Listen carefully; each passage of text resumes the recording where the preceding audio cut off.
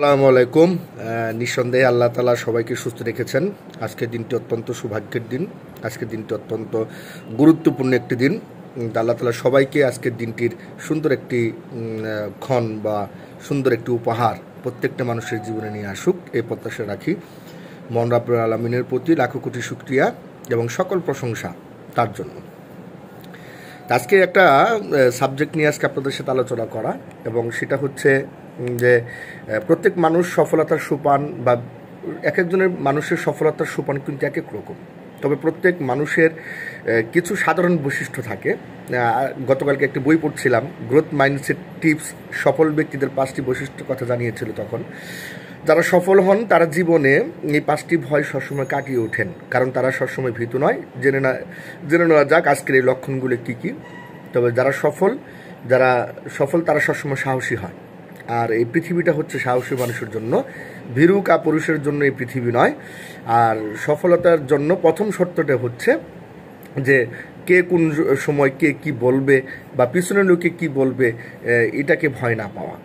তো অনেকে লোকেই কিন্তু অনেক কিছুই কিন্তু আপনাদের নিয়ে বলেন, এবং কি তাই নিয়ে অনেকে ভয়ে থাকেন। লোকে কি বলবে এটা তাদের সিদ্ধান্ত, অ্যাকচুয়ালি তাদের ব্যাপার। কিন্তু লোকেদের এই যে কি বলবে এই বিষয়টা কিন্তু প্রত্যেকটা মানুষকে কিন্তু প্রভাবিত করে। ভাবনার একটা বড় অংশ জুড়ে থাকে আপনাদের।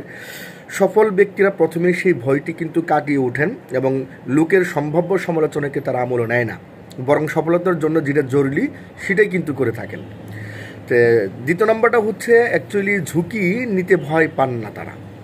সফল ব্যক্তিরা কখনো ঝুঁকি নিতে ভয় পান না। একটা কথা আছে, নো রিস্ক নো গেইন। সফল ব্যক্তিরা ঝুঁকি নেওয়ার সাহস রাখেন। কেবল যারা মাঝামাঝি অবস্থান করেন তারাই নিরাপদে চলতে চান, কিন্তু ঝুঁকি না নিলে কখনোই বুঝতে পারবেন না যে আপনি কত দূর এগোতে পেরেছেন। ঝুঁকি বলতে জুয়া খেলা বোঝাচ্ছে না। ঝুঁকি বলতে আপনার এই যে অন্ধকারে ঢিল মেরে সাপ লুডুর খেলার মতো ঘটনা তা বোঝাচ্ছে না। ঝুঁকি সেই জিনিসটাকে বোঝায় যে আমি সেটা সম্পূর্ণ প্রশিক্ষণের মাধ্যমে, সেটা অভিজ্ঞতার মাধ্যমে কোনো একটা জায়গাতে আমি আমার অবস্থান থেকে আমার সময়, আমার শ্রম, আমার মেধা, আমার যোগ্যতা, আমার কিছু অর্থ আমি বিনিয়োগ করব। সেই বিনিয়োগের রিটার্নটা কী হতে পারে, তার জন্য যথেষ্ট পরিমাণ প্রশিক্ষণের মাধ্যমে এবং নিজেকে রান করে যে ব্যক্তি এগিয়ে যায় সেই ব্যক্তি কিন্তু সেই ঝুঁকিতে কিন্তু সফল হয়। অনেকেই চিন্তা করেন 3 নম্বর টপিক্সে, সেটা হচ্ছে বয়স বেড়ে যাচ্ছে, এই জন্য অনেকে এই ভয়ে কিন্তু অনেকেই থাকেন। সফল যারা বিশেষ করে বয়স বেড়ে যাচ্ছে এই ভয়টা কিন্তু তারা পান না। যুক্তরাষ্ট্রের প্রতিষ্ঠাতা স্থপতিদের ভিতরে একজন বেঞ্জামিন ফ্রাঙ্কলিন নামক এক ভদ্রলোক ছিলেন। উনি একটা উক্তি করেছিলেন যে অনেকে 25-এই মারা যায়, কিন্তু তাদের দাফন করা হয় 75-এ।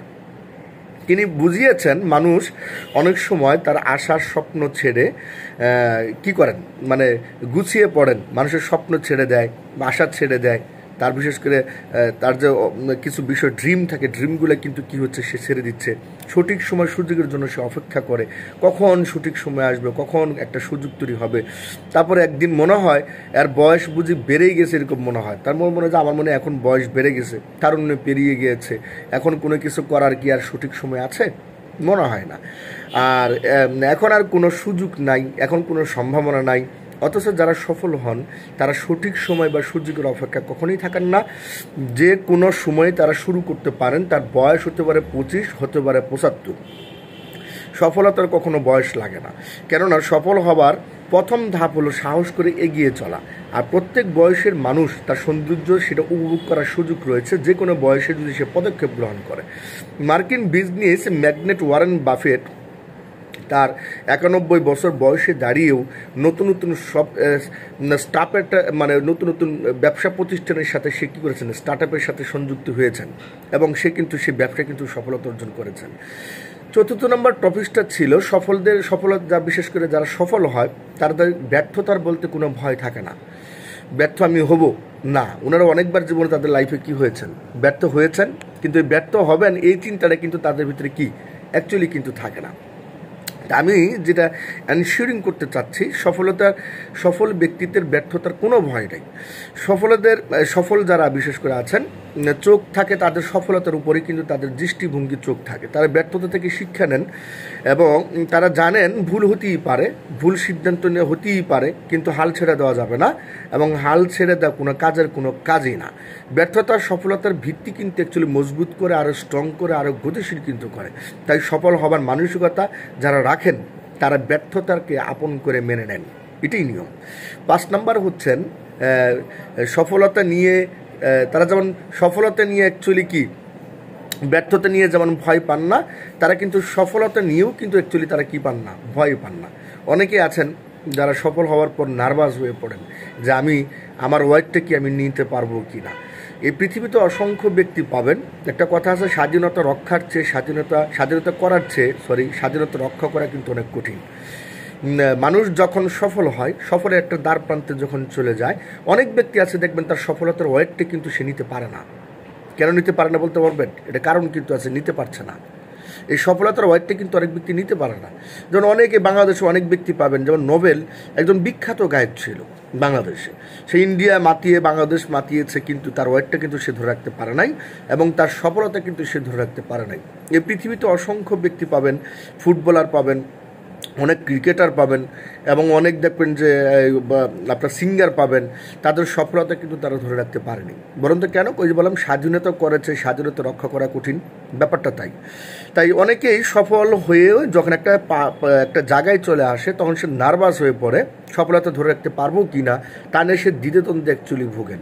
সফলতা পাওয়ার পর ওই মুহূর্তে একাধিক ভুল সিদ্ধান্ত অ্যাকচুয়ালি নিয়ে ফেলেন এই ব্যক্তিগুলা। আর এই ভুল সিদ্ধান্তের কারণে তার অনেক কিছুই কিন্তু লণ্ডভণ্ড হয়ে যায় তার জীবনে।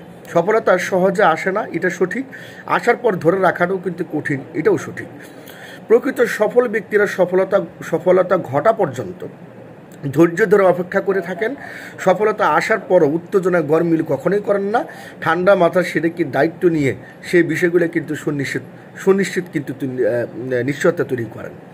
একজন ব্যক্তি যখন সফল হয় তখন একটা পরিবার সফল হয়। একজন ব্যক্তি যখন সফল হয় তখন একটা সমাজ কিন্তু সফল হয়। একজন ব্যক্তি যখন সফল হয় তখন কিন্তু একটা রাষ্ট্র কিন্তু সফল হয়। এটা আপনাকে বুঝতে হবে। তাই অনেকে এই সফলতার ওয়েটটা ধরে রাখতে পারে না, আর এই সফলতার ওয়েটটা ধরে না রাখতে পারলে সে কিন্তু আবার এই পূর্বের অবস্থানে কিন্তু কি চলে যায়। তা ডিয়ার অডিয়েন্স, আজকের এই কথাগুলো ছিল সফলতার জন্য। আমরা প্রত্যেকটা ব্যক্তি যত বেশি সফল হব তত বেশি আপনাদের ধৈর্য ধারণ করতে হবে, তত বেশি নিজেকে নমনীয় হতে হবে, তত বেশি নিজেকে উপরে ওঠার জন্য যে পরিশ্রমটুকু করা দরকার, থেমে যাওয়া যাবে না, আরও পরিশ্রমটুকু কি বাড়িয়ে দিতে হবে, উপরের দিকে উঠতে হবে। মনে রাখবেন, এরোপ্লেনে যখন স্টার্টিং করে, এয়ারপোর্টে রানওয়েতে যখন স্টার্ট করে, তখন এটাকে গতিশীল করা হয় মাধ্যাকর্ষণ শক্তিকে ভেদ করার জন্য। এবং মাধ্যাকর্ষণ শক্তির এই এরোপ্লেনের সাইজ অনুযায়ী যদি হয়, যখন 40-45 সিটের যদি কোনো এরোপ্লেন হয়, মিনিমাম তাকে 300 থেকে 350, 400 কিলোমিটার বেগে ঘন্টায় উপরের দিকে উঠতে হবে, তাহলে সে মাধ্যাকর্ষণ শক্তি ভেদ করতে পারবে। বড় কোনো জেট বিমান যদি যারা 1500 লোক নিয়ে যারা উড্ডয়মান করেন, তাদের গতিশীল মিনিমাম 700 থেকে 800 কিলোমিটার আপনারা হতে হবে। তাহলে ঘন্টায় যদি 700-800 কিলোমিটার হয়, তাহলে সে গতিশীল এই মাধ্যাকর্ষণ শক্তিকে সে কী করতে পারবে, ভেদ করে কিন্তু উড্ডয়মান করতে পারবে। এর মানে আমরা যত বড় হব তত বেশি আমাদের গতিশীল হতে হবে, তত বেশি আমাদের ঠান্ডা হতে হবে, তত বেশি আমাদের নমনীয় হতে হবে। মানুষ সফল হলে দুটো জিনিস হয়, একটা হচ্ছে নয় সে অ্যাকচুয়ালি সমাজসেবক হবে, অর্থাৎ প্রত্যেকটা মানুষকে সহযোগিতা করবে। আরেকটা জিনিস সে করবে, সেটা হচ্ছে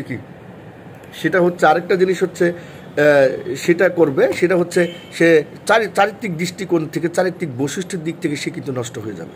এটা কিন্তু সঠিক। তো আমি যেটা মনে করি, সফল ব্যক্তিদের মূল দায়িত্ব হচ্ছে প্রত্যেকটা মানুষকে দায়িত্ব করা, সামাজিক মানুষ হয়ে ওঠা, এবং যারা বিশেষ করে সামাজিক মানুষে উঠতে পারবে না তাদের ব্যর্থতা সুনিশ্চিত আবার তার জীবনে লিড করতে হয়। ধন্যবাদ সবাইকে। আসসালামু আলাইকুম।